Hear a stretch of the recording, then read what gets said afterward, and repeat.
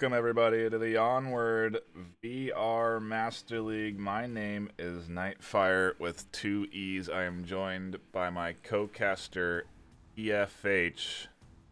How are you today, TFH? Pretty good, man. I think we're here for some custom maps. Am I mistaken?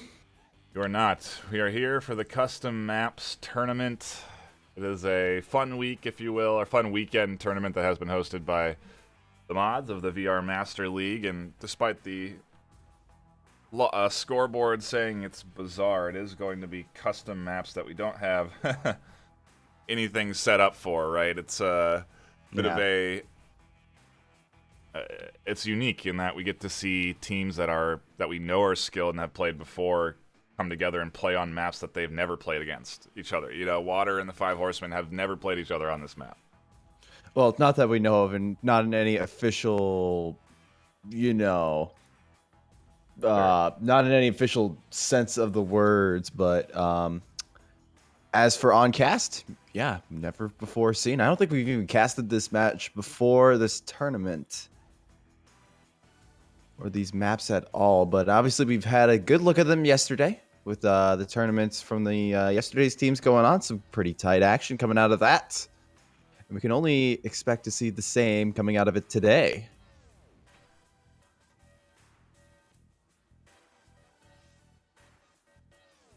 Both squads in lobby ready to go for our first map, which is going to be Oasis.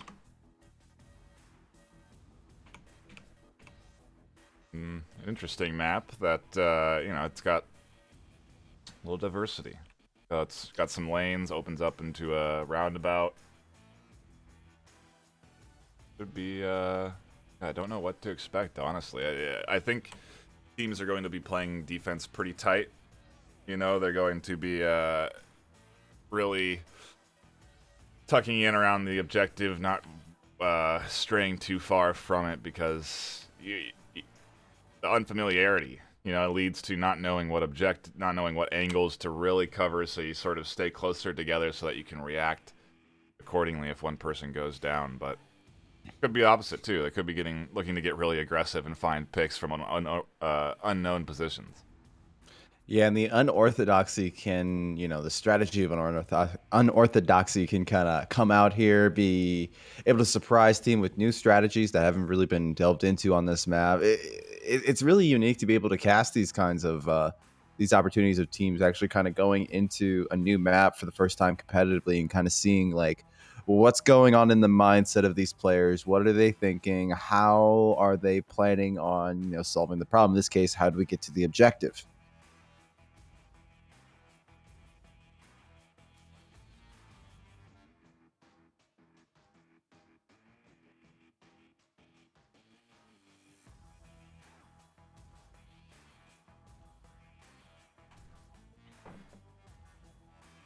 Be hopping into our first map soon here. Both squads are in lobby, ready to duke it out. But to see how well Water deals with Oasis. Yeah, it's a pretty arid land. Play a lot of Oasis here, no? Yeah, there's some palm trees, but aside from that, I don't see any bodies of water. Does look like we are going to be hopping into round one of the action. And you can see even now the horsemen getting oriented with the direction of this map. But they do seem a little familiar with it, so I'm curious to see what sort of defensive positions we get, how the action unfolds. Yeah, I think a bunch of teams have been practicing the maps beforehand, before the tournament. They kind of had an idea that Oasis would be on the listing, so gave them plenty of time to kind of familiarize themselves with the layout. Maybe be able to work out a little bit of strategy beforehand, but Water are getting pretty aggressive. They're pushing out pretty far. Pretty big map. I think that's important to remember, and there's a lot of open space, as you do see Engage and Aiden essentially have free passage across this far airport wall here. Yeah, they've used that wall to basically insert themselves. No counter from the Horsemen. I think the Horsemen have actually opted for a very different kind of defense. It seems like they're aware of the typical entry points, at least. Two positioned Yeah. up north, two positioned south, and one on OBJ. So right now they are perfectly positioned to defend against this south-north push. And maybe that's kind of the hidden meta that this map was designed to create. I believe this map was made by Koi's, if I am not mistaken, and he's been putting a lot of map work. A couple shots going off. Aiden and I think Box Toys were trying to put a couple in. Steve's able to find Aiden. Now Phonic's able to get a shot onto Dr. Sean. One for each team. Just confirming. And now Semper's able to find Steve, and Box Toys gets that refrag. Under this warehouse building. It's actually 2 stories. It's actually really cool. The verticality comes into play. Engage. Finds Box Toys, and now Water are looking pretty good. Their 3-man squad up compared to the 5 Horsemen's 2.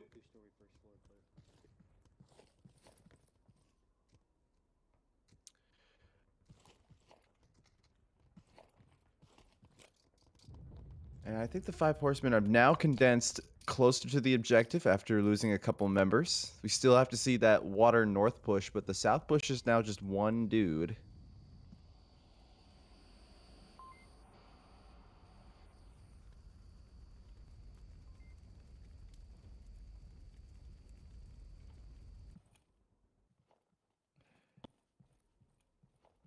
And they're using the full extent of the map. The south side, I should say, is all the way at the very end. It's just the boss. Not exactly what I would expect on new maps. You know, I know it is the tournament, so people are playing for a little bit. They're playing a little bit more focused, but I would have anticipated a little bit more up front, straight up sort of challenging of the defense versus actually trying to find those angles, find the picks up on that high ground that he's trying to do up there. Yeah. Etch was on a VRML team before, but that kind of fell through, and so now he's joined Water, which is pretty massive promotion. It's interesting to see what he will bring to the table as Water kind of go through a bit of a corporate shakeup. Phonic and Reefer Madness getting corner to corner here. But Phonic's made more noise than Reefer. I think Reefer has this little advantage here, but corner peek. Yeah, Reefer's got it. -1. Now Water is 2, and so are the 5 Horsemen. This is a pretty big map with a lot of coverage required. 2 people, it's hard to do.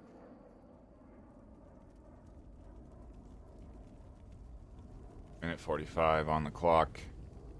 Not a lot of time left for this Water team to work with. Engage is starting to apply the pressure on the south, and eventually we're going to have to see Etch drop down from that high hilltop position.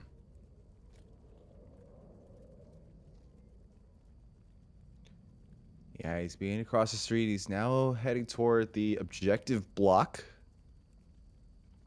It is currently defended by both of the Horsemen.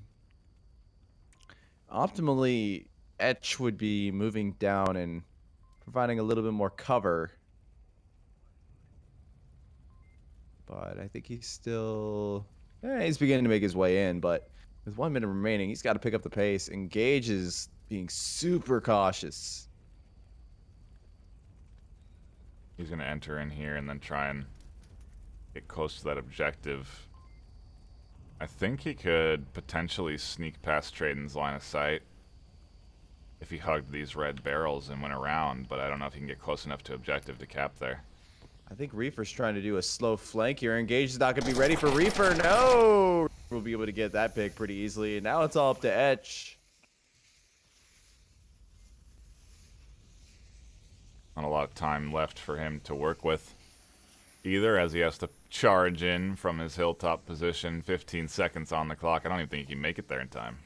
I'm not really sure. It looks like he's in the block now, but now he has to worry about two of the horsemen. There's one right there. He tries to go for the shot. No, he misses. But that horseman rotates. The capping opportunity is out. There's only 5 seconds left on the clock, but Reefer is going to say something different about that. Long round, but horsemen snag first one of the map, and nice little 1-0 lead to kick off Oasis. A little side note, all these custom maps are going by the downfall rules. So when it comes to like 203s, RPGs, they're all legal but somewhat regulated.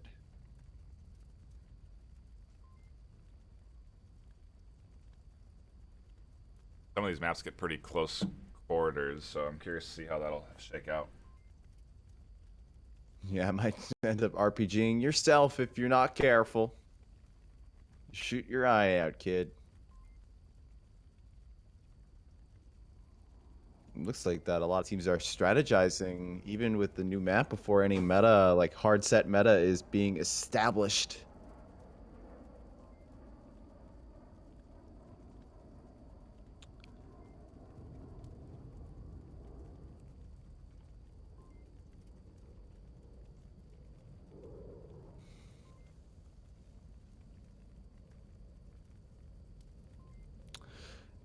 We'll have the same objective for the next round, which means that, you know, water can emulate what the horseman did to defend, and the horseman alternatively can kind of take a similar route to how water approached their objective.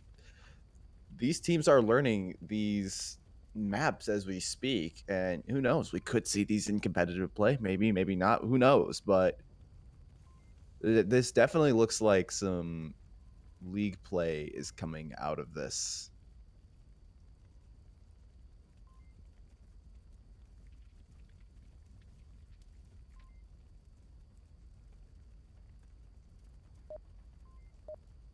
Hopping into round 2.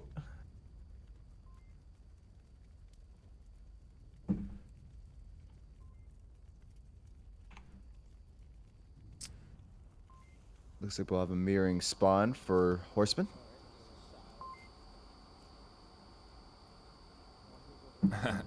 Water also orienting themselves, making sure they know north, south, what direction they're facing.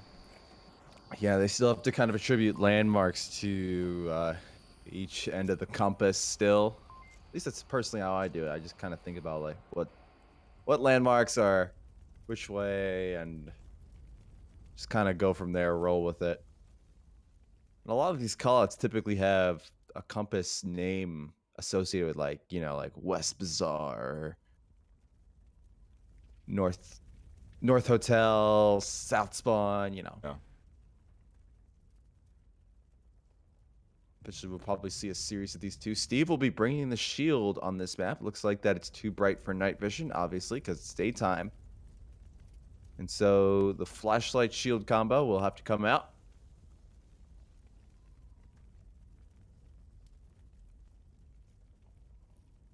This isn't as lanular of a map, though. Matter of fact, it's probably the least lanular map I've ever seen, but because Really? there's just so many opportunities to facilitate a flank.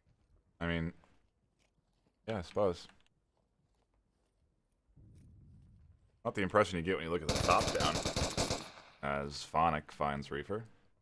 Yeah, now Steve's going in for the kill with the shield and box behind his back. Steve makes the peek. Phonic rotates back. Phonic goes for the pick there. Box Toy is able to pick that one up with the teamwork there. Back up. We're gonna go on the other side.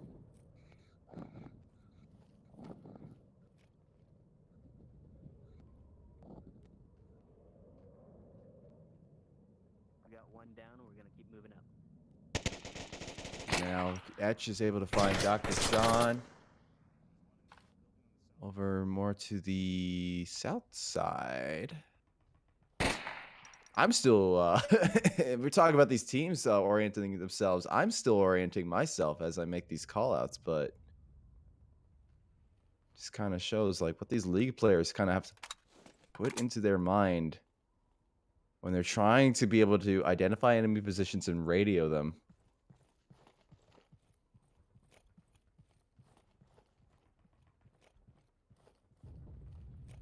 Story that etches and offers a lot of great angles. Honestly, a lot of angles that you could utilize to catch out early rotation. So surprised to not see that third story get prioritized. We have seen people go into this 2-story pretty consistently. So we're going to see a firefight. Semper finds Steve. Got him. I got the shield. The shield.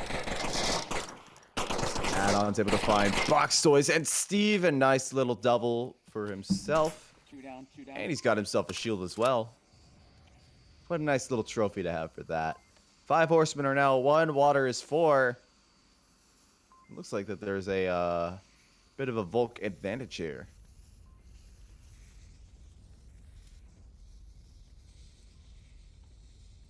And now Traden's trying to... I think he... Can you look through? Yeah. Those... That's cheeky. Does look designed that way, though. Yeah, I think so. I mean, there's it kind of emulates that, like the little crack on Bazaar where you can kind of look into the objective without easily being spotted unless someone's actively looking through it. But Yeah. and Traden's doing a dance.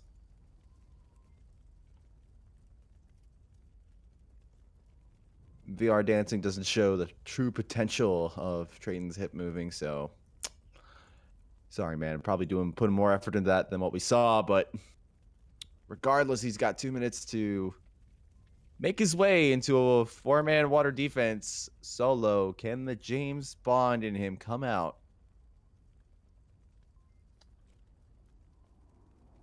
I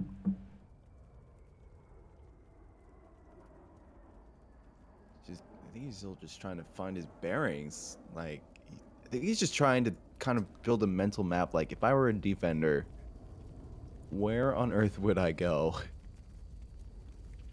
He's missing potential rotations as Add-on actually made a pretty big one right in front of him, but he was looking the other way. But I think he's identified Semper's position, judging by how he's checking his... No, wow, he's still able to pull that one off. Goes for the confirm. Now, Add-on could have gone for that rotation there, but Traden is just too quick for that to happen. Now, Traden moving on in. Add-on is working with the shield. He has to put it on his back. Is now running. Traden's found a nice little nook for him to hang out in. Add-on has the shield in front of him, so he has the peeker's advantage. But, ooh, the little flick there is able to Nice flip, bro. get Traden and Water the win. I think the more meta way of field flicking is to go with rotations now. It's not necessarily a drop down with your wrist, but you spin it 90 degrees and open up a little gap in the top to go for those shots. That's at least what happened there. Snagged that kill, and I saw it with the man the other day. Yeah, the man's been on the shield. He's been doing very good on that. So if you want to know what the meta is for shield play, you kind of just follow him, and he's done an excellent job of implementing it into G-Man and really rolling with it. I think it's probably one of the reasons why G-Man is as powerful as they are right now.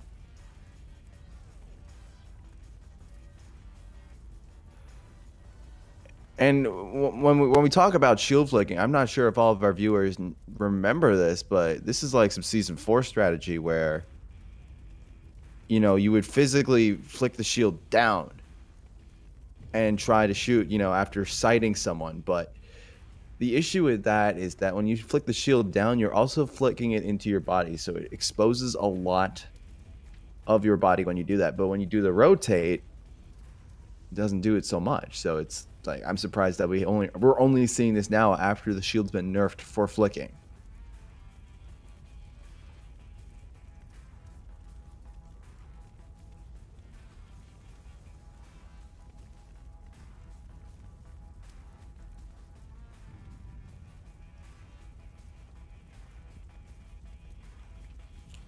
Scoreline is currently 1-1. Both teams using full amount of the 2 minutes just to strategize. Kind of makes me wonder, like, what their what they're thinking about when they kind of are approached with a new problem like this map. No established metas, no kind of no common knowledge spots to check. It's all just new stuff, but we go into this roundabout objective.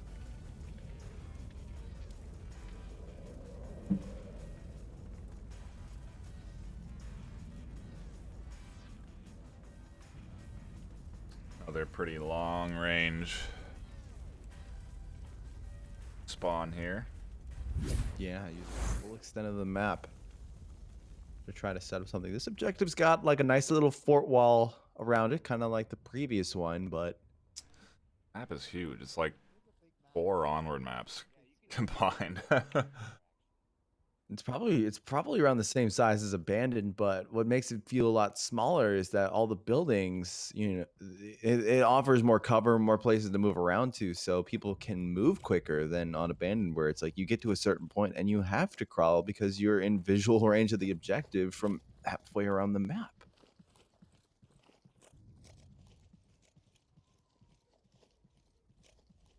Looks like we're going to see Water do a very similar approach as we saw on their first round. North side airport push. Okay, well, watch out. That's the north. Nobody in the 3-story with eyes on this cross, so it is going to be pretty free for them.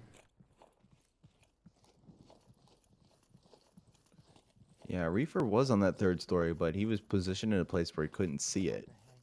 I think he's more worried about the on-objective push than trying to shut down lanes.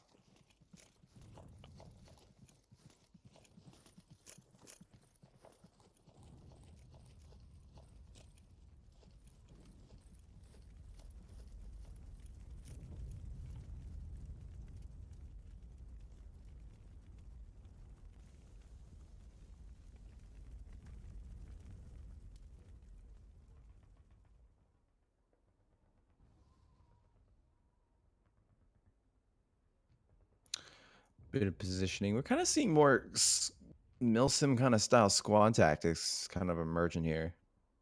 Like, people kind of grouping together, checking each other's corners. I mean, when you think about it, like those kind of Milsim squad tactics are for that exact reason, because you don't know where the enemy is. You don't have that information available to you, so you kind of have to do it on the fly. Whereas when we have established maps, like the ones that come with the game, people know exactly where these defensive points are, and they just kind of rush in and they're going to take care of it at kind of mano a mano.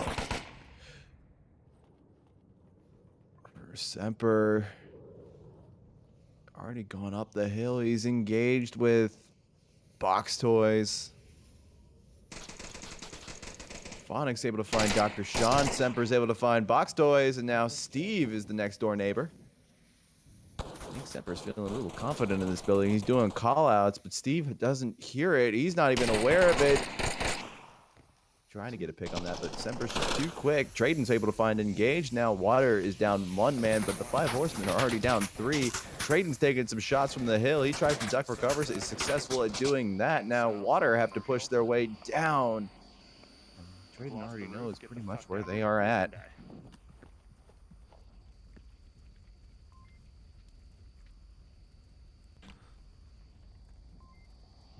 Those hilltops taking control of and suppressing fire, raining down onto Trey in the long range, making it a little hard for those shots to land. As he does manage to sneak away, and now Aiden's going to be pretty much the only one applying pressure onto objective. Yeah, he does have the support of R. Semper as well, so if Traden tries to do any funky moves, he obviously has that cover. But it looks like one of the horsemen, Reefer Madness, is beginning to work his way around as well. Might be able to catch out Adon.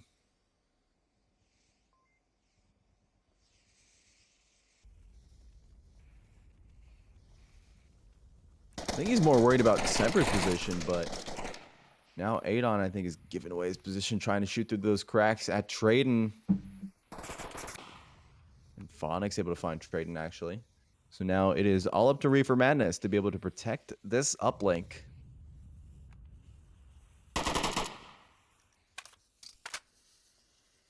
Now he begins his tell if I got someone. rotation back.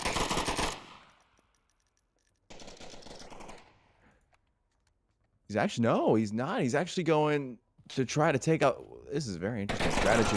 He's going to try to take out Semper. Successful doing that. Now he has Overwatch. It looks like the Water are going to try to work their way around to him. No. Phonic's very aware of the position, but Reaper has the high ground, Anakin. I don't think Reaper knows about the little fence gaps. Might have had an opportunity there as well, but no matter. Phonic is now rotated into a much more safer place from Reaper. Reaper makes his way down to the objective, trying to defend it, but surprise, Mob Squad hasn't really made their way in just yet. Reaper finds Phonic. And he now has a pretty open lane to the objective. It's just a one-on-one now. It's just Etch, Water's newest member. One of them, Etch, tries to free fire. Reaper is going back and forth between a pillar. The peak is coming out, but it's a bit of ring around the rosy right now. Etch slows down, he goes to crawling. Reaper is able to find that one, and when it was looking really bad for the Five Horsemen, Reaper has brought it back with some pretty unconventional tactics. Just running around. You know, he went up and flanked the two defenders in the backside. Horseman Water just didn't go into objective for some reason, and they let Reaper just run around the back end of their defense and pick them off one by one. Yeah, the Water aggression definitely was not there, and it did allow for the last member to defend, to flank. I don't even know if that's a flank. Is that a flank if it's just the sole member? There's got to be another term for that. But whatever, definitely very risky maneuver. Letting the objective out in the open like that, just to try to gain that Overwatch capability, and it just paid off really well for Reaper.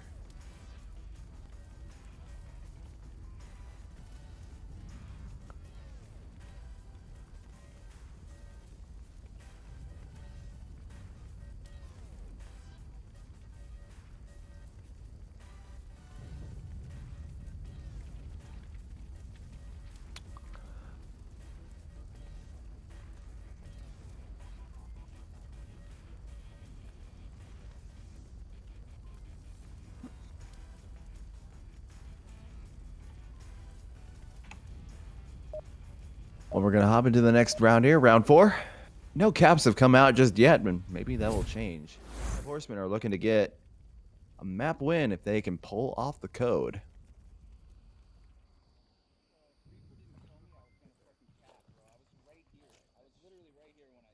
know, man. I thought we had that shit. Yeah, I thought we were way ahead. Yeah. We're going to have very similar spawns. Not the same, though. No matter. No matter.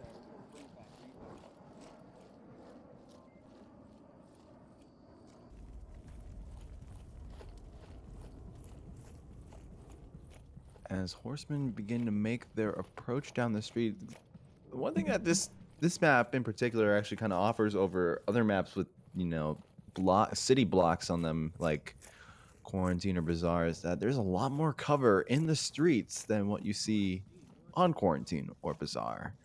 Usually there's just like 1 or 2 vehicles, but here we got Jersey barriers literally lining the entire place, offering so much cover that a street push is actually possible.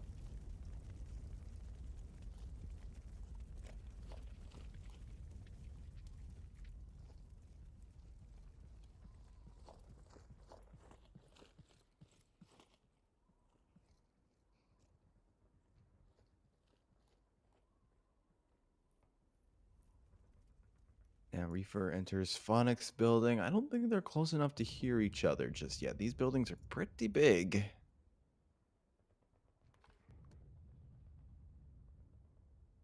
You can get up that 2-story and kill Phonic. It's going to be a nice angle for him to have down on the defense.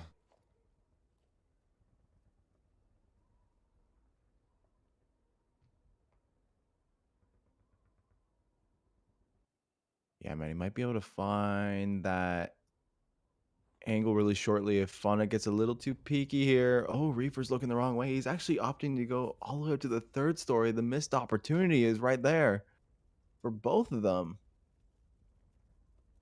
Wow. Whoever takes the first shot will become aware of each other's positions. Secure.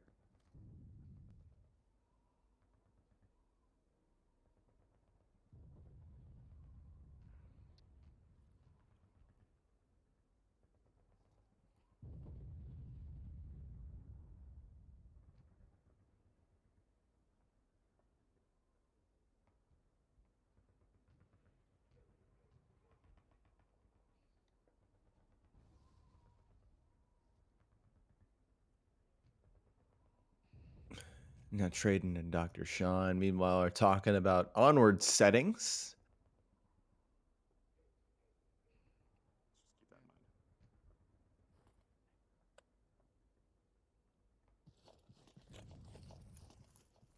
And we're kind of seeing a really slow push coming out of Five Horsemen. They're just trying to occupy spaces that they can use to get visual onto objective, but it's pretty incredible that they have not, even though like they're literally right next to each other, they have not seen each other. But right as I say that, Phonic is making his way up to the top. Reaper is not aware of it at all. Phonic finds that one, and the first pick happens. I think Reaper got a little too loud.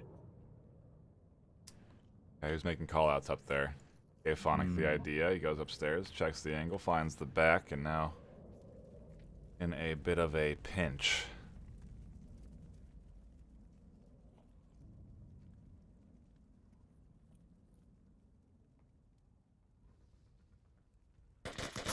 Ooh, and Phonic now has the angle onto Dr. Sean after being able to find that pick.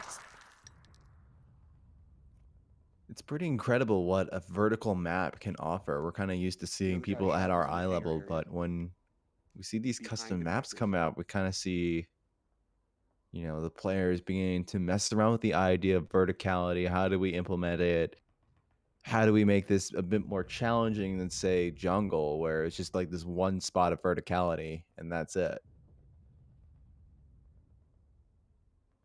Okay, one more time, say that.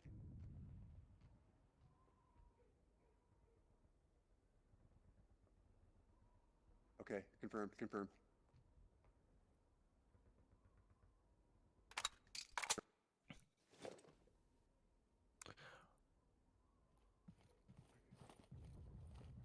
Now, horsemen have taken the high ground building. They're able to kind of have that overwatch available to them now, limiting the rotations of water.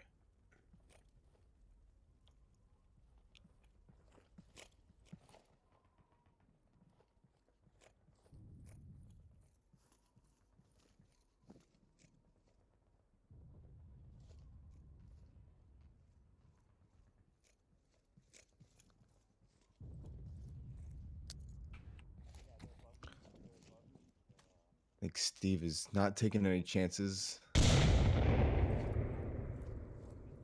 Gives away his position on the north side, but at least he has a pretty clear area to work with.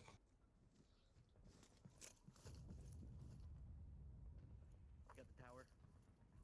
There's 2 of them up there. They're at the bottom floor. We could see the elevator play coming from Add-on if he so chooses to, but Traden's going to try to find that one, but Phonic's going to shut that down before Add-on can do a thing about it. There's still one more there, Phonic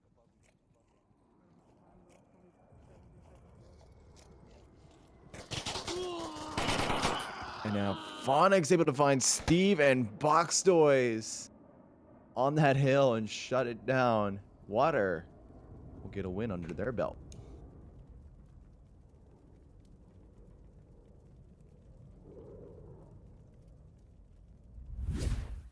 Solid job bouncing back, snagging the defensive round for themselves. A little This coverage on Water's End, once they lost that 3-story, Phonic really did some work up there finding the back pick and those 3 at the end, but clearly an angle that I think Horsemen are going to be aware of in the future. They'll be sure to be checking that roof and clearing it out fully once they go through it, but solid defense there and good angles, and you're right, the verticality of this map's really interesting. There's a lot of it, a lot more than we are accustomed to, and it's a lot higher than we're accustomed to in regular league play. Just the angles themselves, it's most elevation is the highest it gets is 3 stories, and even then the 1 and 2, you know, a third story still isn't as high as some of these vertical angles that we get on this map. Yeah, these buildings are a lot bigger than what we're used to in Onward as well. We're used to kind of like more like shacks and smaller, like the Downfall 2 story. That's kind of like a 2-story that we're very accustomed to, and that's kind of the verticality limits, unless you want to count the 3-story skeleton buildings in like Bazaar, which those aren't as common, put it that way. But having like a building like this south or the west or east of Objective building, that's what it's like 4 stories high and has an elevator available to it. That's a new concept.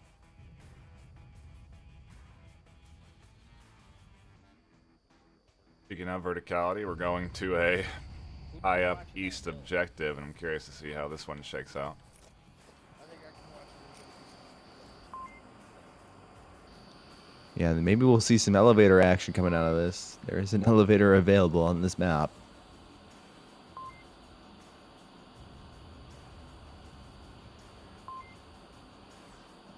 I think a lot of at least from the Milsim side of things, elevators are kind of a no-no because you really don't control the situation.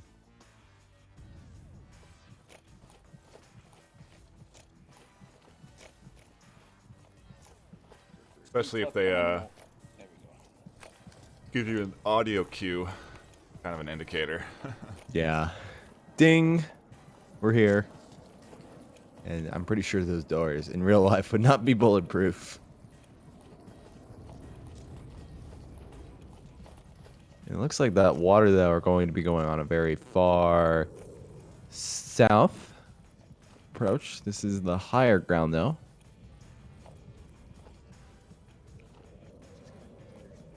Third story 2 for a shot.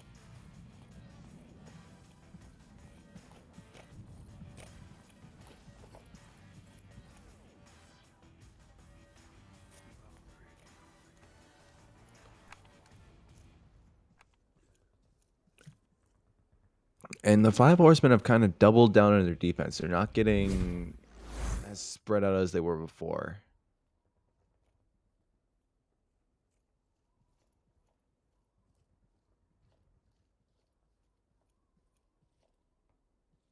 Kind of almost reminds me of Bazaar strats. You know, the square blocks and sending people out to the edges of each block and trying to shut down the lanes before anyone can try to cross. The way that these teams work the outside of the map kind of gives me a Downfall vibe of players going up onto the hill, rotating all the way around. It kind of feels like what Phonic and 8. It's definitely kind of opened our eyes to kind of how to see, you know, the frame as part of the art, you know, using those map boundaries to the fullest extent and filling the entire space with tactics in this case.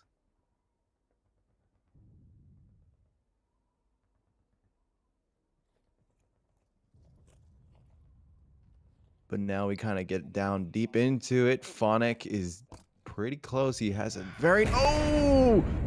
Traden yeets a C4 over the wall and finds add-ons. Very nice placement.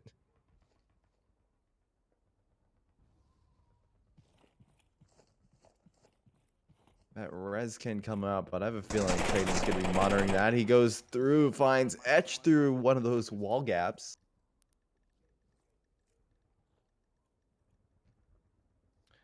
And now Phonic is going to be looking for that refrag. They're going to trade. Now it's up to Steve to get those confirms in if he can. Semper's able to find Dr. Sean on the north side. And the collapse into the objective is beginning from Water's end. Looks like that box noise is going to rush around and try to put up a makeshift defense. Reefer's going to trade with Engage.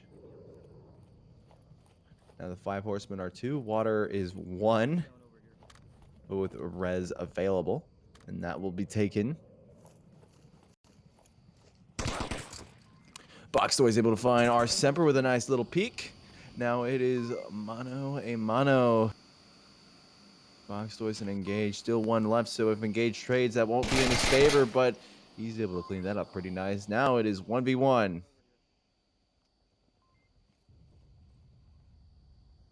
he is dangerously close to the objective. I don't even think there's anyone who's ready to defend it right now. Another opportunity. Water are not pushing in on. I mean, come on. Yeah, it is right there, man. Like the last Push remaining up to member, the I car think and you're it's Steve. He capping. only just realized now. Yeah, you can just cap right there. He's gonna choose to use the. Ooh, that will give away.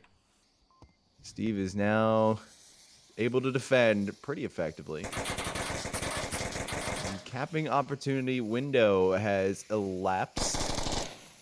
And Engage is just gonna go for the kill when he could have had it all.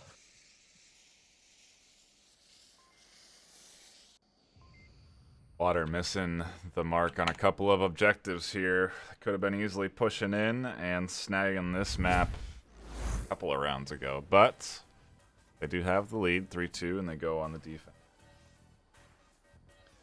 And it looks like we had a drop on Water side, so... That's not good. Definitely kind of takes the momentum out of the game.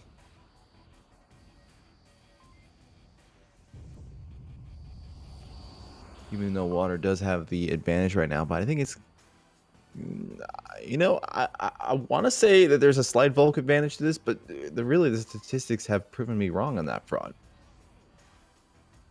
One round we've seen statistically, I suppose, but I don't know. I think all you have to do is cover 2 lanes, and you're good. You know, you don't really have to worry about elevator. You just put 1 on objective to kind of cover that, and it comes down to preventing entry points from up the streets on both sides.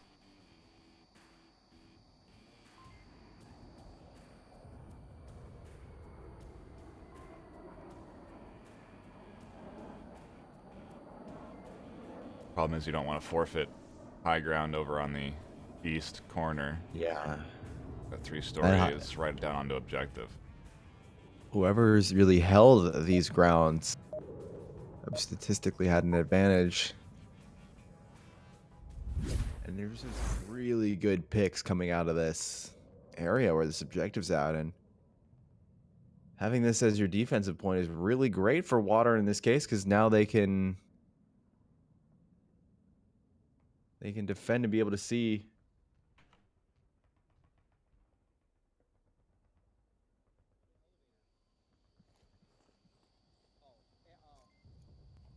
Aiden, are you going in the elevator? What are you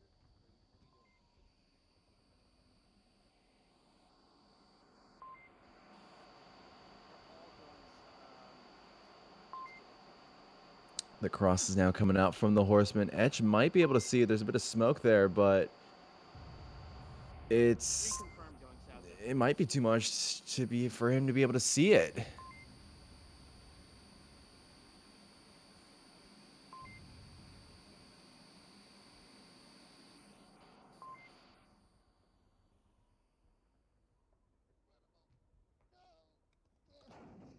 Our Semper downs himself. He tried to jump from the 3rd story onto the top of the cargo crate. That is a big oof. I'm over here. I'm to your right. I got you. Okay, so I'm repositioned. Engage gets that revive, bringing it back up to a 5v5. What could have been a 4v5 for no reason.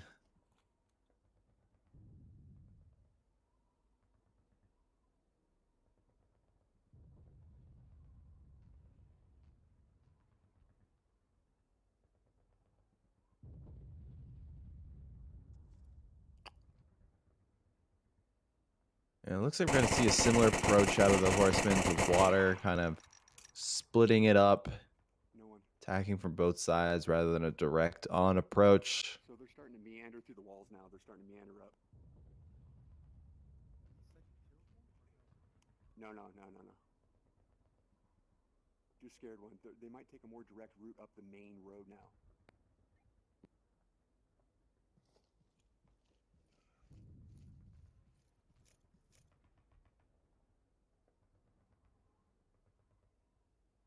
Now Box. It's interesting that he's got reinforcement. It's just Box is really... I guess the 5 horsemen are just really spread out. And maybe that's what they're trying to Yeah, do good this spot. time.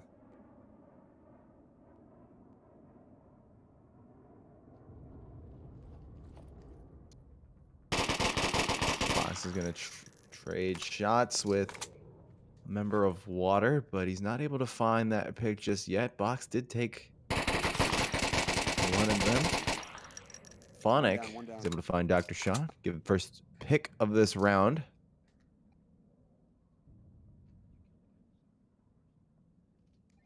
Yeah, he's far south down.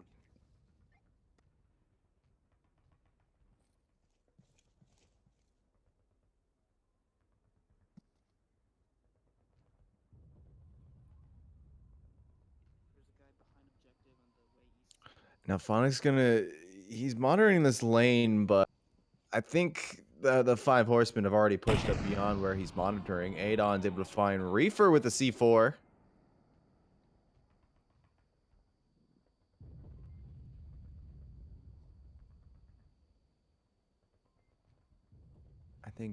I really do think Phonic knows where Traden is. He just can't find that angle because of that really thick lip.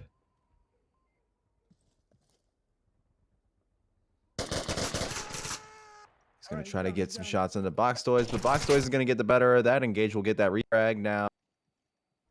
Traden is going to go for that confirm. Be able to successfully get that. Now he has the high ground. Traden's able to find Engage. -2. A nice little insertion onto that rooftop.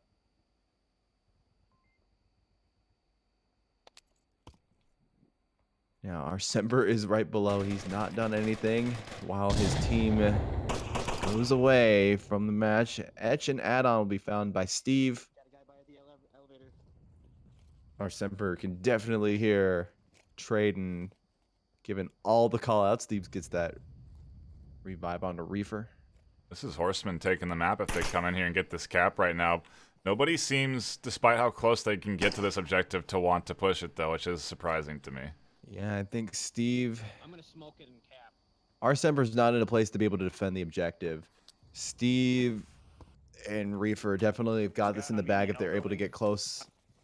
They're going to do what Water were not able to do on multiple accounts. They're going to try to go tablet out here and try to take the map by cap. Reefer is able to put that code in. Oh, no. He wasn't. Traden got the kill. I don't know why. They had Push it to that cap. 3-3. They had the cap and Traden. The lack of comms, Yeah, I think, don't know what, is I a don't know little what he evident was there. doing over there. I don't know what either team's doing on that objective. But, you know, the uncertainty of not knowing the map and understanding locations clearly evident there when teams are trying to go for objective. Now we go to our final one. The maximum amount of rounds, pretty much at the maximum amount of time as we go into round 7 shortly.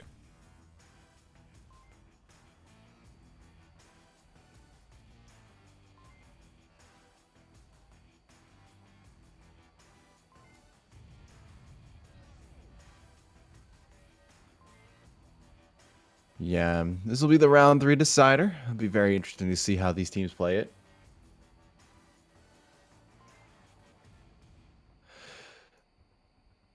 And It's going to be actually a very different kind of style objective. We're going to be in like an intermodal port with no water. But hey, it's for ground transportation, totally feasible.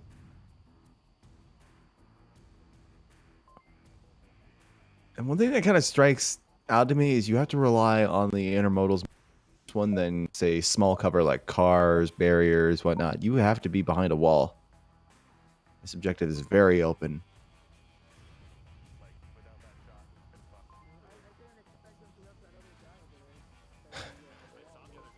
I don't know if you're on the 5 horsemen, but they are talking about Traden completely botching that cap.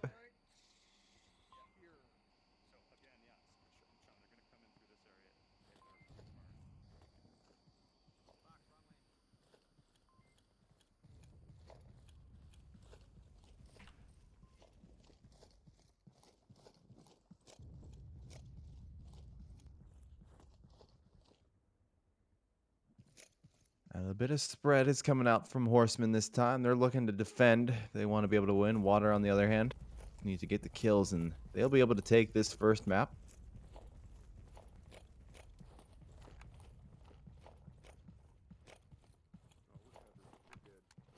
Yeah.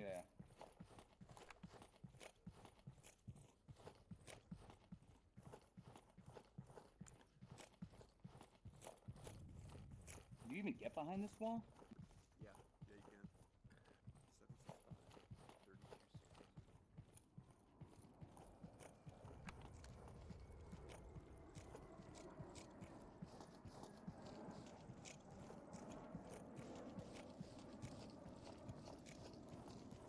And it looks like we're going to see a kind of a similar approach as we always have. We've never really seen a blown 5-man squad charge up the middle. It's always been like 2-3 splits, 2-2 splits. I mean, geez, look at this. You guys are playing this like downfall times 10, going for like the maximum amount of map distance you can get from somebody, trying to take the very edge of it so that they can get close to objective. Yeah, it's really interesting. It almost makes me wonder if Koi's put this into the map intentionally, or if this is something that was kind of overlooked. But Yeah, I feel like his map needs tighter barriers. Not anymore. He used to. It's clear that, you know, like, I wonder how far up this hill you can go, you know, like, can you just run up the sand dune and get... I feel like we should just cast it as a race, honestly. Add-on Assassins in the lead with Funegg. That's what it feels like to me, at least. Just kind of bypasses all the nice stuff that was put into the map, and league teams are saying, screw all that nice stuff. Let's just go on the outside and insert ourselves into the objective that way. It makes sense on downfall. It feels like that downfall when you reach the barrier there, that you're part of the terrain, whereas that, I feel like that there's just a missed barrier there that, you know, the map developer kind of overlooked and thought, oh, teams are not going to play this, but it's league, man. They're going to do anything they can to get a small advantage. Could have put one inside the building that Etch is looking at and killed all 3 of these guys as they came out from that wall, but it's such a far away position from objective that horsemen don't feel comfortable investing in that.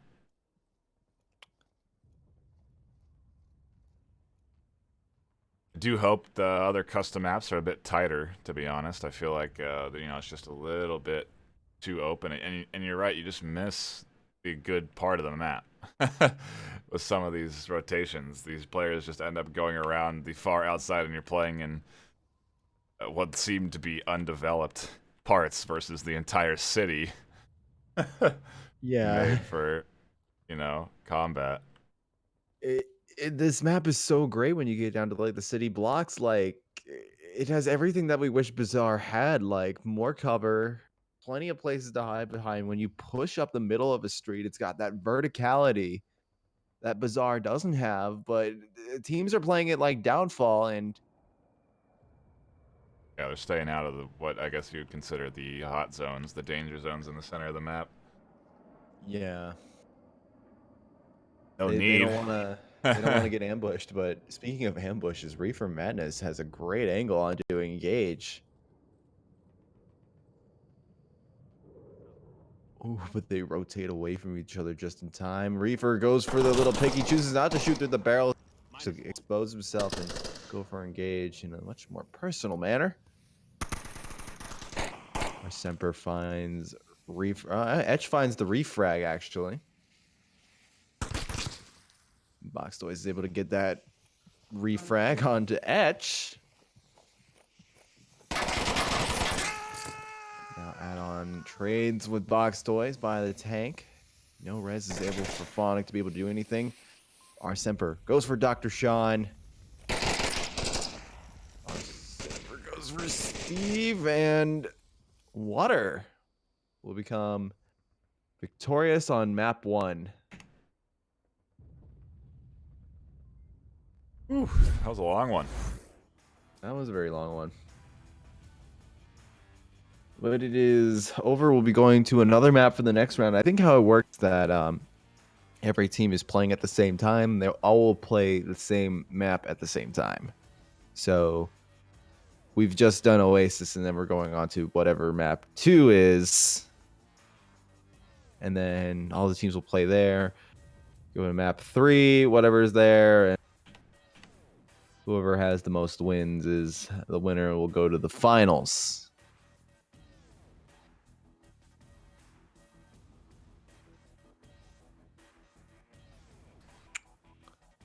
Good little back and forth there, though. It did come down to the wire. Just took their times with it, and we had some opportunities where both teams could have secured the map and did not. So certainly a learning moment for these squads as they get onto some new maps and sort of get to see what their play style breaks down into when it comes down to how you play without map knowledge. Map 2 going to be Dry Run. This is a map creator map, so might see a little more detail throughout the course of the map, but curious to see how teams opt to play this one. Who should we drop in and take a look at? That is the question. It does look like we have Cats and Hats versus the 5 Horsemen, Rowdy versus B Team, Water versus Riot, and Animal House versus Rome. I think maybe Animal House versus Rome for map 2. I think that'd be a good one. Alright, we'll be right back with more custom map tournament in just a moment. Give us a second while we hop into lobby and check out Animal House versus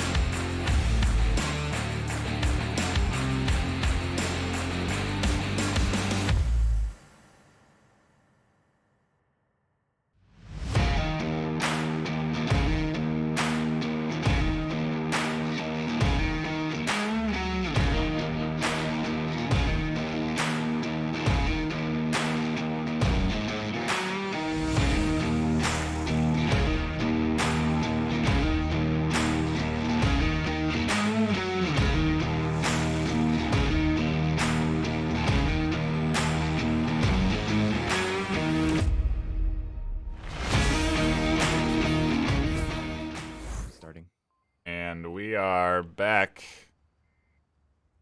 on a new map with new teams. Rome versus Animal House on Dry Run. I apologize for any of the shadow issues we seem to be having here in the spectate cam, but what happens when you get new maps with a few bugs here and there? But it's a bit of a tighter quarters map, a little bit more of action-packed right out of the gate as Nynx is about to find some attackers here. Ooh, yeah, he's able to find Manbear pick with the shield right off the bat. Gladiator's going to try to go for that refag, albeit very slowly, but Eric was right around the corner there. I could not stress how close that was. There was another one near me. Nynx has rotated away.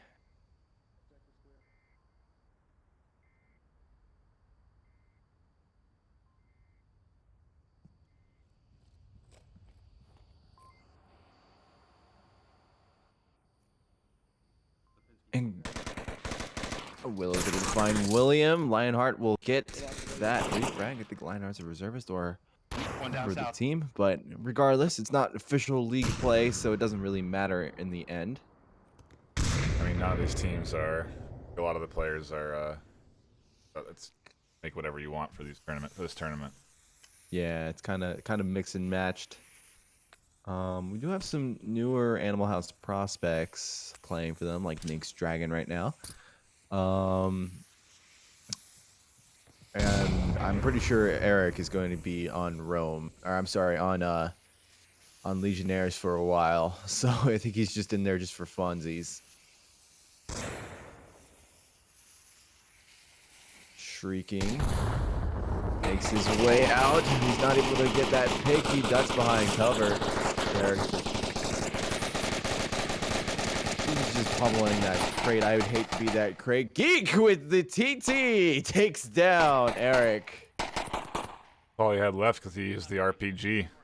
Yeah, he's also able to find a nice one onto Gladiator as well. 2 kills with a pistol. Definitely a good accomplishment. Regardless, Lionheart is not aware of Green's positioning.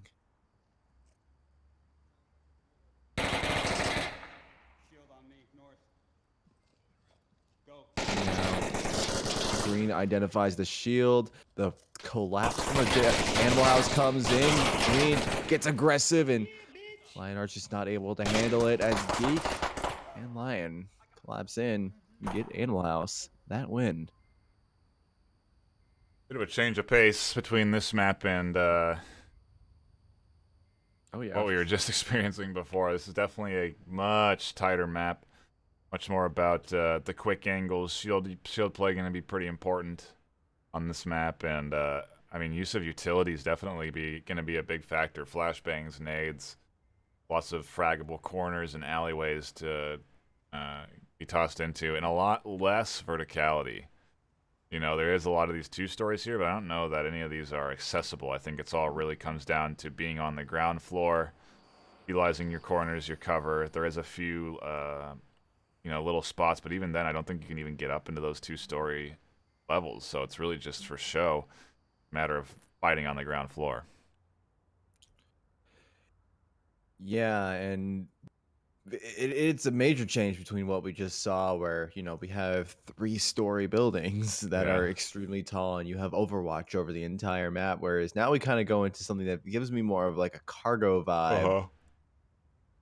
And it kind of goes down to the raw skill of the player rather than the tactical know-how and map experience. It's amazing how these different maps kind of bring out different aspects of league play.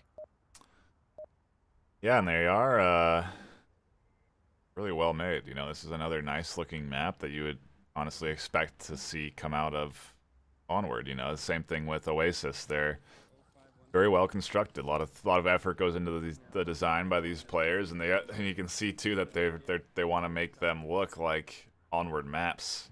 Similar structures, designs. Very interesting. Yeah, we're gonna have a hard push coming out of Animal House. Looks like they're gonna spread out a little bit. Rome will be doing the same thing. Willow is gonna have some good bad company actually. soon here. Gladiator and Eric both toss nades. That will find Willow. Rez can't come out. I'm pretty sure Eric's going to go for that confirm anyways. One down over here. Now Gladiator's rotating around.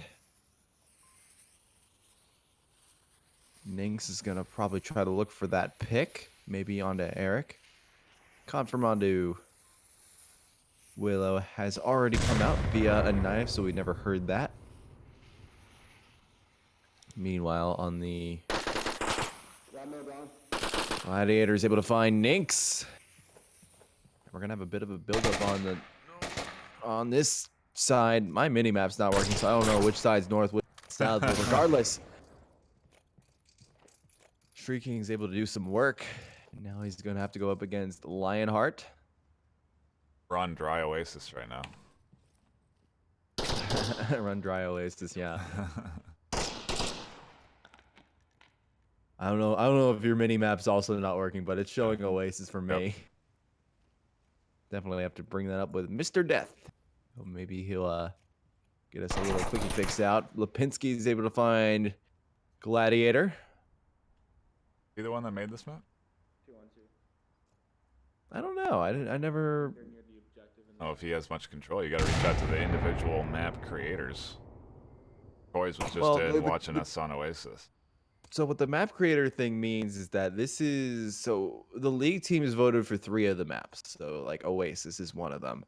But the map creators got to vote for one of the maps as well. So this is the map that the map creators themselves wanted to showcase.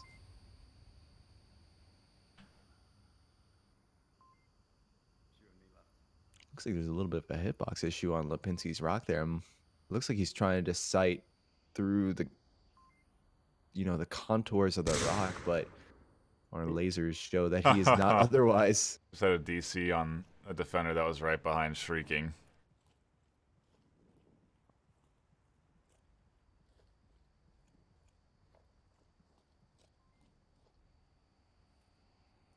Shrieking might be able to get a nice little flank on Eric, who is the last remaining member, but I think Eric doesn't know that he lost one over there. yeah,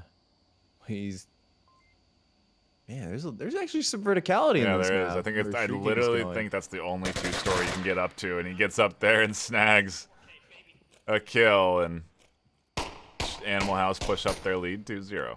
Yeah, being able to have the high ground once again shows that Anakin was wrong. Episode 3. A big Star Wars fan over here, guys. Yeah, it's really the basic knowledge.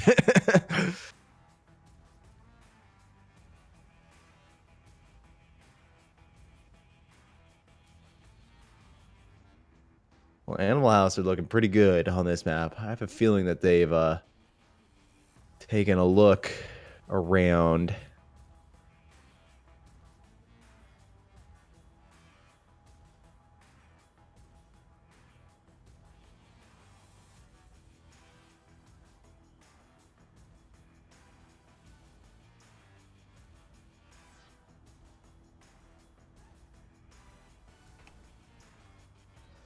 I'll wait on that 5th.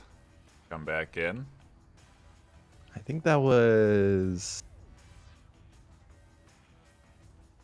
I'm drawing a blank here. I'm used to seeing the normal lineups, and I have no idea who it could possibly. There's so many options. for all I know, it could be North London Killer. So we can see. I don't even know if there's a team limit, like a size limit either. So they could have a full 8 roster available for this tournament, but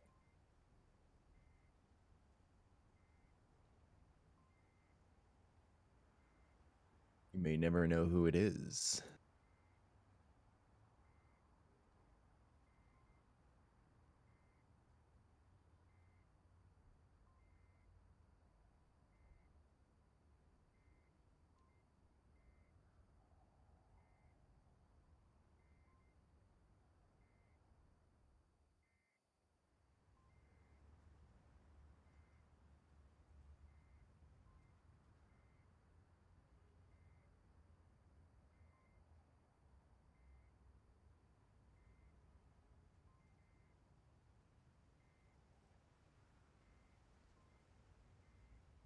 You are just tuning in. This is map 2 of the custom map tournament. There's a bracket currently active. And you can see what teams have won and lost. Animal House won their first map on Oasis. Rome did as well. So, both undefeated squads squaring away right now. Only one can be victorious. Nope.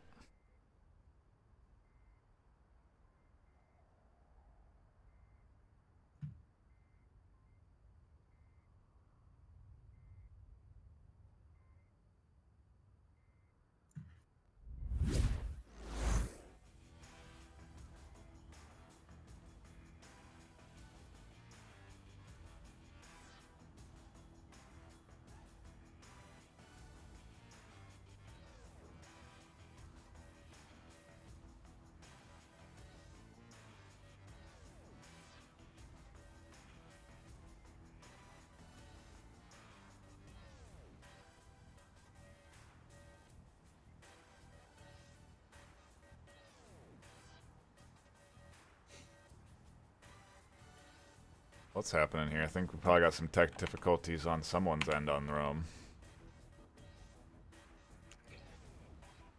Yeah, it can be a little challenging at times. Maybe trying to get someone in, but they don't have the map downloaded yet, so they have to download that and try to rush him on in. But haven't heard anything from either of the teams yet, so No, that's why I'm kind of waiting. Or we take a break to see if we just get that 5th popped in here or not. I think it's kind of a caster tradition. Whenever we do go to intermission, that 5th does come in.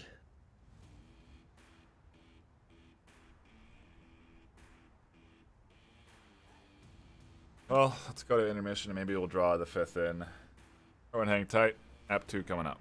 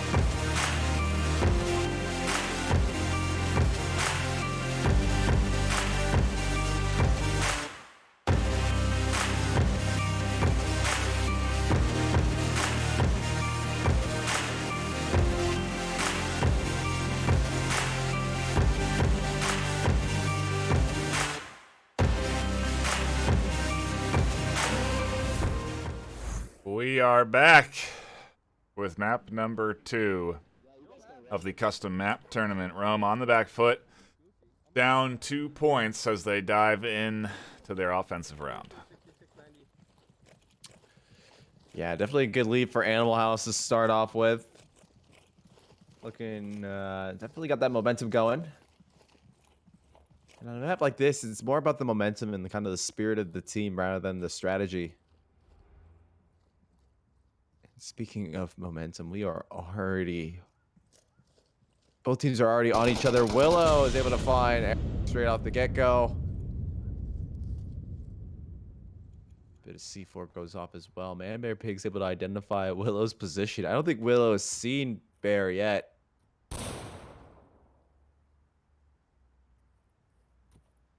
Oh. Bear can't see him right now. Willow's able to see Lion. Lion has a beat on, but the RPG will come out from Shrieking Geek again, and Animal House will go up another round. I know players are just dying to use the RPG in game on Volk, and you can see finally in a close quarters map the effectiveness that an RPG can have as he gets a few more downs in Animal House. Yeah, do get that 3-0 lead. It's certainly an interesting strategy. It's very costly, right? Yeah, it's one and done kind of deal. If you use it up and you miss, you're going to your pistol, and you better be good on that. I suppose some players certainly have developed a skill set with the pistol. I know one of the players competed in the pistol whip tournament and said that playing pistol whip has helped increase his Onward pistol accuracy. Yeah, Matt H, right? Yep. Yeah, he's very skilled, kind of all-around player. Came from Pavlov, and not surprised he's doing well in other games as well. If you're able to kind of make that transition from Pavlov to Onward, chances are you've got like an esport mentality.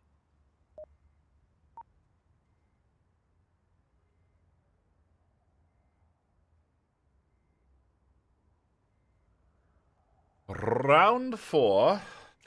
Round 4. I can't roll my tongue like that, Yeah, man. that was awful. Props. That was terrible. You're doing it better than I can. It's like, no, I can't do it. my I'm not even God. gonna try. I'm not even gonna try, man. You know who's going to try? Animal House. They're going to try to get a 4-0 here. A firing line on the man Bear Pig. He tried to get a little aggressive there. A couple nades going out, but that's all that Rome can do is just nade and hope that they can find stuff. Nix is able to find Man Bear Pig. Lionheart's able to get Nix. Lipinski. Green will get that refrag. Now Rome are 3. Animal House is 2. Oh, they're 3 as well, I should say, not. Regardless of all confusing vernacular.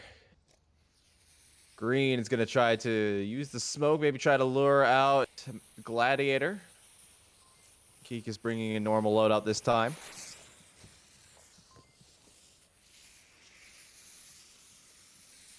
We're all the way. Gladiator gets a little peeky. Geek's in a nice little spot, though. That bulletproof break has definitely helped him out a lot. Geek gets the pick on that. Green Theft gets a pick onto Willow. That is not what you're supposed to do. And now Eric is trying to flank Geek. He'll be successful in doing that. Now it is mano a mano. Green versus Eric. Green's getting pretty peeky here. He jumps off the crate there. Oh, he's going for the cap. He is capping right now. Oh, he has to go around the corner, but Eric still doesn't see because of the door. Animal House will go 5-0. Wow. The little things on this map, I think, are going to make a big difference when it comes down to strategy. A lot of different little angles. There is some verticality in there. You do see some unique verticality stuff that we're not really used to seeing. Little angles, different catwalks to peek up out on. Team kill coming in towards the end of that round, but overall a solid 5-0 from Animal House. Yeah, being able to get that cap in as kind of the cherry on top definitely showed that they knew this map pretty well. They put the time in, and I think it definitely showed. Shout out to two of our map creators, Boys and Bike. Get you guys putting in the effort on these. They look fantastic.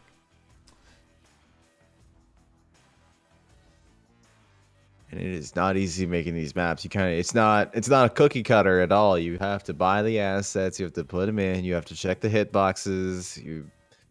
There's a lot involved in the process that you can quite frankly do an hour-long stream just talking about, but these guys have managed to learn how to do it and have put out some pretty good stuff for us to kind of look at and watch and play on. So definitely a huge shout out to the people who actually put in the time to do this. I'm going to wrap up at this point because I think this really describes creating content for a game. Once you start like doing any kind of content creation for a game, albeit modding, map creating, whatnot, you really stop playing the game and you start building the game. And so it's kind of a huge sink of time, and so we appreciate everyone who's put in the time. Gonna be it for map number 2. Map 3 is going to be Barrack. So bear with us as we prepare for that.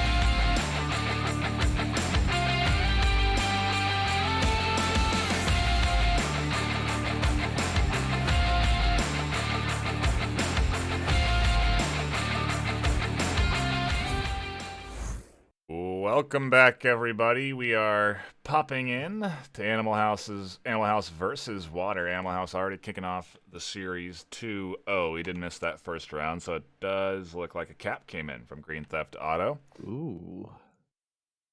Unfortunately, Captastic. we missed that. We were waiting on the very slow Animal House team to get ready for, or it's not Animal House, what was it?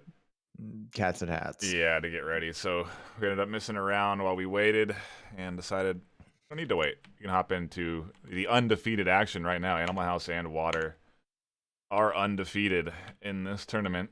Both teams winning their matchups so far, and now we're going to see just what happens as we hop into round number 2. Map 1. Doesn't look like we are going to get audio keyed in, though. Yeah. It usually comes in right at the end. Nope. No, nope, no audio. Okay. We've had some custom bugs. I think this happened yesterday as well, but it's all good. The action underway. Smoke's coming in heavy from Water onto objective. This objective actually forcing a long cross out of the defense to get over to it. And while we're talking about this, Add-on Assassin's already made it to the objective. You know what? I think we might have a bug. Oh yeah, he did. He's already on the objective. I thought our map was broken, but he's not. He's right there. Green Theft's pushing. He's caught out by Semper. The cap race is on. Semper versus Add-on. Add-on gets taken out by Semper is going to try to go for the cap. He gets it. And Water will go up. Point themselves. 3 cappers on objective there as he tried to crash in and prevent the cap from getting entered in. Absolute madman. We tuned in just at the right time for the chaos. Things tied up now 2-2. Do a little tour of the map, shall we? I'd be down. All of the different... this is an interesting map in that I feel like, especially with VR, it can be pretty hard sometimes to identify players where they are, if that is a player there, if not. These sort of metal crossings and all these different little hatchings, it does make it a little bit easier to kind of tuck into unique positions that might be tough to identify right out the gate. So I'm curious to see what sort of angles we get on this map. But that was a weird objective, right? Because it forced the defense to basically attack the objective like they're defending it. It's a very small map. It's probably even smaller than Cargo at times, depending on what spawn you get. So you really have to get onto objective like straight off the bat if you want to be able to defend. And we kind of saw what happens when you don't, when you expose yourself too much, and when you let too many people kind of get into those little nooks where you can cap. Just an easy capping spot. I'm pretty sure Animal House did the exact same thing in the round that we did not see.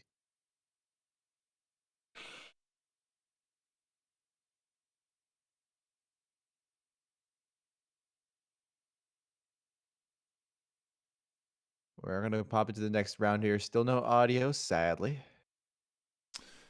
Yeah, it's harder to know when the round starts now, too. Don't have the traditional timer, but the more standard defense, Water should be able to properly position and prepare for an attack from Animal House. But I wonder if we're going to see a hard press here with a ton of smokes or not. I think Engage is... no, he's not glitched. He's just staying still. Thought he was going to drop for a second. That would be bad. Especially on defenses like these, you need as much manpower as you possibly can get your hands on because people are just going to drop like flies.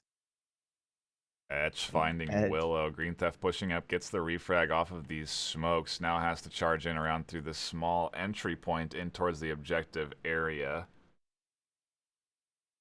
And the smokes will help him cover. He just keeps tossing this smoke out in front of the rock. And he does get smokes onto objective just from that toss without having to manually maneuver it. Now he has to worry about add-on. He's not ready for that one. Looks like Shrieking is going to try to go for that refrag. Ooh, but Semper gets a nice one from that little walkway up there. Very nicely done. Yeah, it's definitely going to be a harder objective to attack than the last one. defensive angles and positions are a little bit tighter around OBJ. There's a lot more places to hide as well. Yeah, less panic, getting too objective. There's some interesting peeking angles Wicked's trying to find here underneath the fence.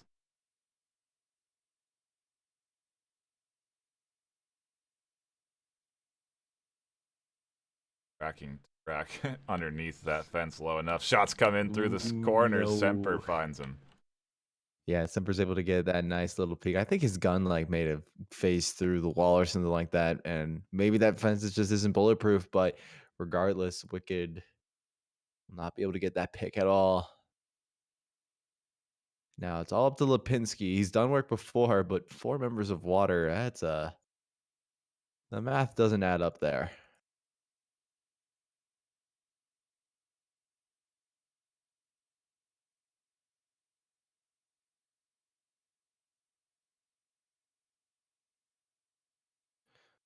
Nade coming out a little bit too short to find add-on.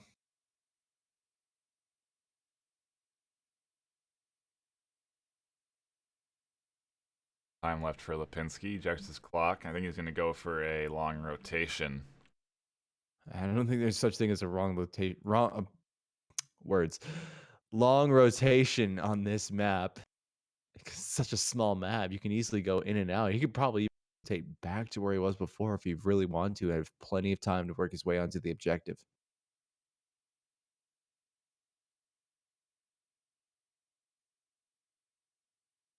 Bonnick's got a good angle in the Mario Kart tubes. Lipinski able to find him out. Yeah, there's a little bit more verticality on this map, and especially with it being so tight, you don't really need too much to get the offense looking up every once in a while.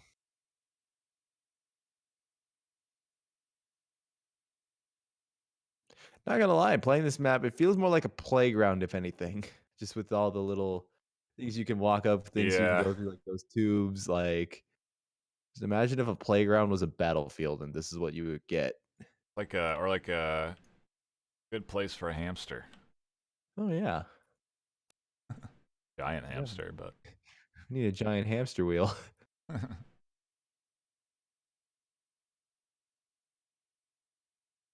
Everyone has a pet giant hamster, so in their house, lying about. So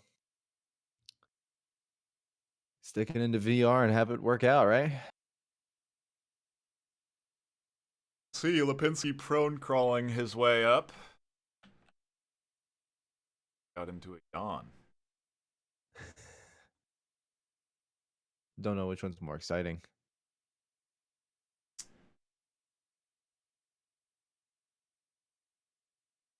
Looks like he's gonna take his time going into the tubes.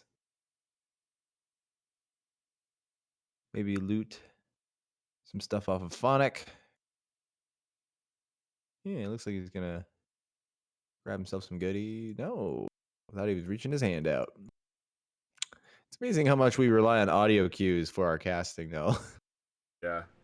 You know, it's because you rely so much on audio cues in the gameplay to hear gunshots where that's information that you can use, and as casters we use it too to direct, where we focus our attention. Lipinski might find kills here in a short time as he comes out of the 45 seconds on the clock. Yeah, I don't think you'll have enough time to make another rotation. Approach, like it or not. An add-on's gonna shut that down. Water will go up 3-2, and they're on match point. Probably regretting the crawling across the map there, because he ended up just eating up time to get shot with a quick peek from Aiden. But good attempt from Animal House to try and claw back that round. But yeah, Water is looking for a map win here. I think the winner of this, I don't know if it's going to decide the who wins per se, because anything could happen the final map, but is the two undefeated teams in the tournament so far going at it. So in theory, the winner of this has the best chance of coming out on top. Comes down to the final score line.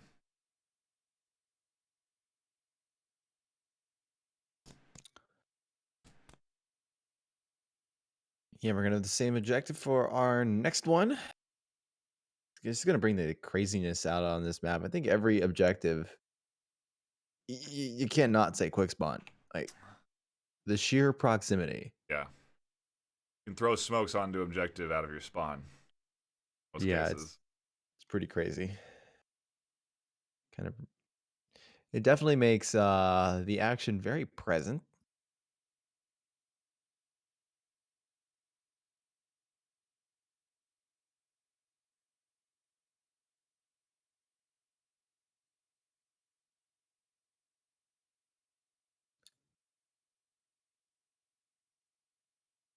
Round number 5, 6, 5, yeah, 4 because there Two were two caps.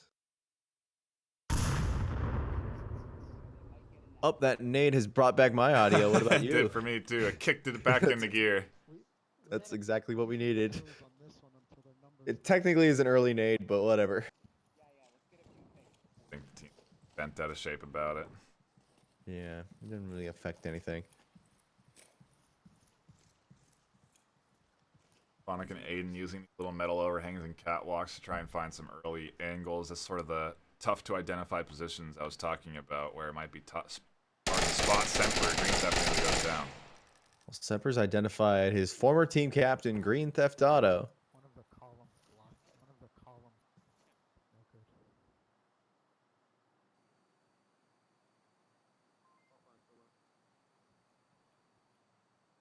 And there are callouts coming up from Animal House, so they definitely know like the different how this map is laid out, where the spawns are,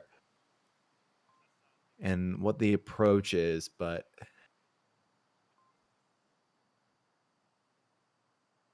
I want to talk about just like trying to identify people.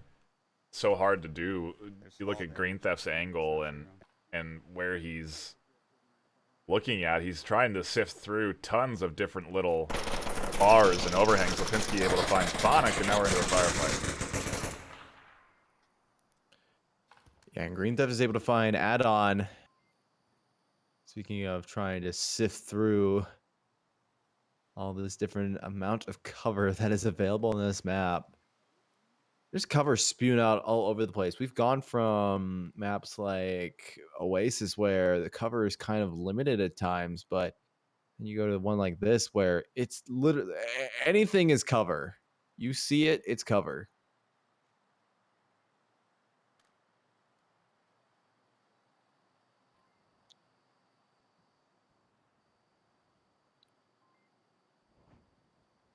Kind of got like a suburbia vibe in that sense, right? Yeah. Peeking There's a through the lot of- bushes, looking for, you know, a shift in color palettes on the, you know, in the shrubs. Kind of has a similar vibe as Etch has to peek through this camo net. And the rest of the Animal House defense is just on objective. It's very present.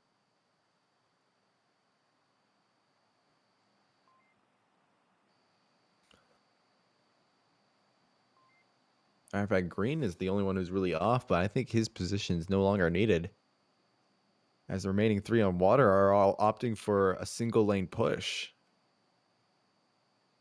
Edge takes a couple shots, not able to find Shrieking Geek. Geek will probably radio that out. Some reinforcement coming in from Will o' the Wisp. C4 goes off, won't be able to find anyone because of his placement. A couple of retaliatory shots come out. Shrieking will get a triple. Very nicely done, and other people are gonna steal his kills, so it doesn't look like he actually got it, but he got it. He got it. Shrieking, dumping that RPG right into the heart of the 3 attackers. Down they go. That's an instant denial of water pushing in on objective, and now we go into a new OBJ as in water on defense. So I don't know. This is a nice way to bring down what could be the tournament decider here into a 3-3. Yeah, and match point decides all. We've gone over to probably one of my favorite ones on this map. It's the what is this? It's like a fuel depot. Um, Barracks. well, yeah, it is barracks, but I'm just trying to figure out what this objective building is. Barracks, I guess, but it's like a fuel depot. I guess it's just a Water fuel tanks, depot. probably, for your Water tanks, soldiers yeah. in the barracks. Maybe those are those over there, though, the bigger drums. I don't know Depends how much water they need. what the logistics is behind the map design. The realism. Yeah. There's a lot of cool little places you can get to.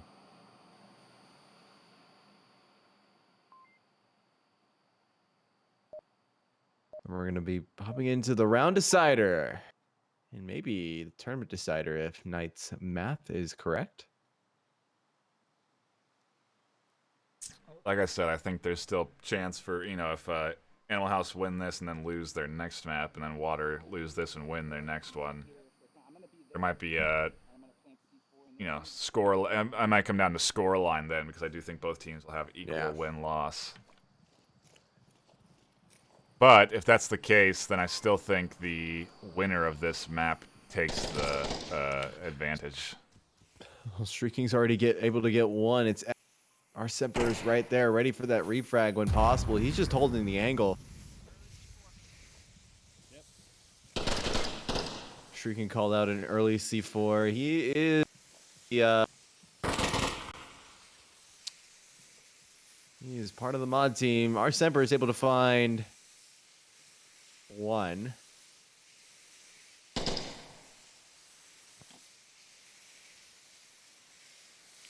Actually, I'm not even sure if that C4 is early. I think it was on time. But Shrieking's able to find engage regardless of timing. Now he has to find our Semper. His angles are being harrowed over.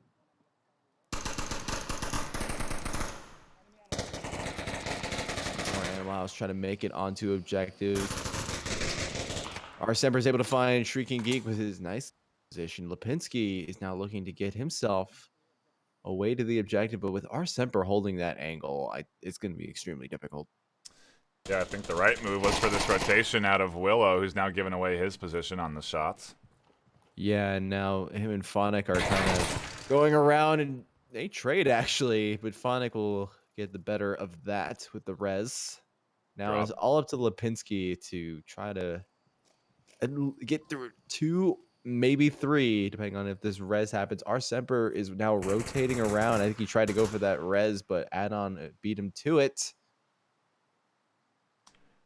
But that definitely makes Lipinski's job a little bit easier, because now no one's watching that angle of the cross. Well, he's running back now, so as I say that, it's going to get harder. Yeah, Lipinski definitely heard that, though. Knows that Semper's in that corner, and it's going to be a tough challenge. If he wants to just speed check that corner and challenge Semper, the odds of a trade are pretty high. Yeah, and not only that, but you have a lot of people watching that angle as well. It's very open, and it's very very exposed. So I would suggest, if I were suggesting to Lipinski, that he goes the way that Willow, like you said before, where it's a little bit more covered and he probably has a better chance. But this open areas in Onward are not your friend. I have 2 down over here. First Semper makes a call out. Lipinski definitely hears his breathing, because I think he's on one of those vibes where the microphone is literally in front of your mouth, so it catches all the airflow.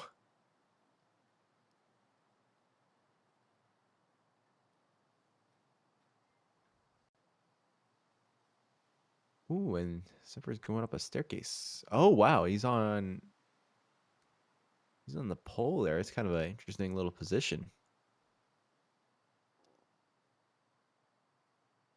Remember, there are no banned spots as of right now. Maybe later, but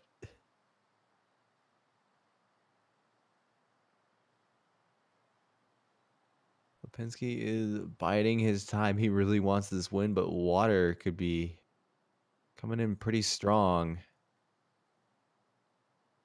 I mean, this in theory could be the series, the tournament decider. So Lipinski gonna take his time on this final round, make sure he can try and work his way back. He knows at least where 1 is, so I think he might try and drop back, rotate all the way around. He has time for. I wonder how the B team is doing. That's beginners. They're probably doing pretty good for themselves as well.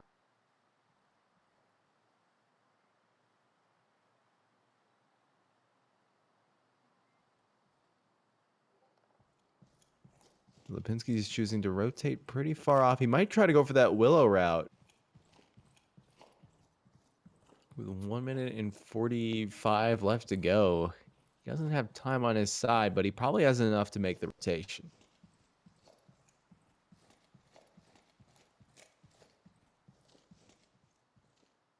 Ooh, he's going to opt to try to go into a position on the pipes, maybe see if he can spot anyone out, but he really needs to start thinking about working his way to objective, and that's exactly what he's doing. He's just checking every angle, but still keeping his move on going.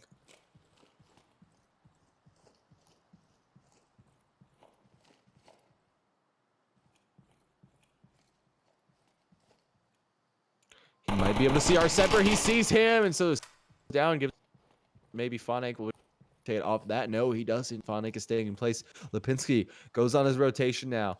He's going upstairs. He's still not in a place where he can see Phonic, but he might be able to see Etch. Or Add-on, I'm sorry.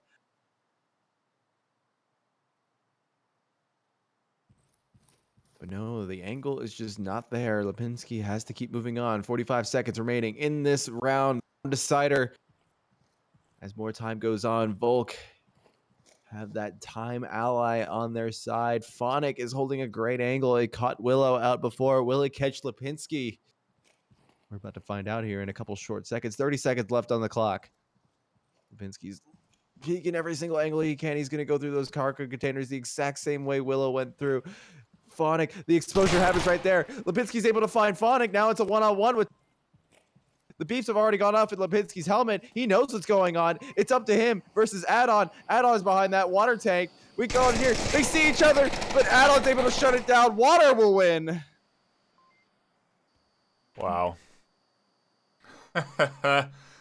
By the skin of their teeth, Water come out ahead 4-3 against Animal House. Couldn't have been, honestly, any closer of a pairing as Water just inched away there. Aiden coming through clutch with the final kill. Yeah, I'm still recovering from breath from all that just happened. An amazing push in from Lipinski was almost able to get them the map win when all hope was lost, but sadly it just wasn't enough. It fell short at the very final barrier, but still an amazing push nonetheless.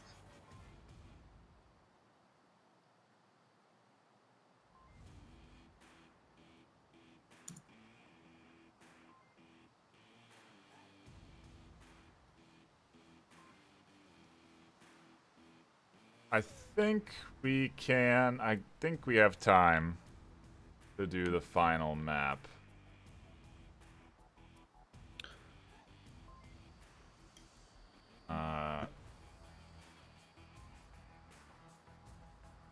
I don't know if the rounds will all be that quick though, but I think we could drop in and check out, depending on how long this last set goes. I think that was the last game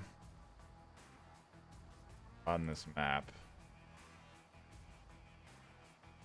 You know what? I think we're just gonna call it there. I think we're gonna call it a night after map 3. If you want to find out the final score line, we will link the bracket below or in chat. Tune into that and take a gander at it. We'll link that again 6 minutes from now too. But thank you guys for tuning in and taking a gander at some of these new maps created by the community. They are certainly pretty rad, and I'm looking forward to seeing new maps get included into that league play, right? Because, you know, it just shows you that at a competitive level, that these maps do shake out to be pretty fun to watch and are good back and forth. Honestly, we had 2 out of the 3 maps we watched today came down to a 3-3. Yeah, no, we've had some really tight rounds coming out of this, and definitely some good actions coming on these maps that are made just by players like you and I.